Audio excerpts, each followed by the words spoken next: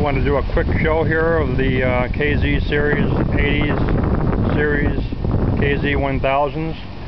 This is my 1980 KZ1000 LTD. It's got a Kirker header on it. This is my 1981 KZ1000 LTD. A little bit different of a style.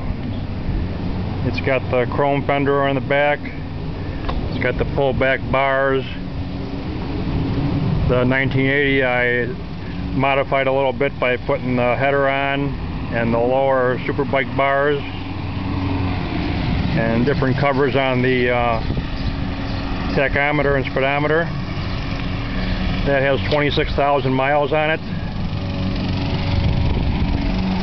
The 81 LTD here has 10,000. Then they moved into the last year of the KZ1000 was the KZ1000R, which was a limited edition motorcycle, and they also made just a normal KZ1000. This was the last year of the KZs though. After that they turned into the GPZ series, which was the GPZ 900 Ninja.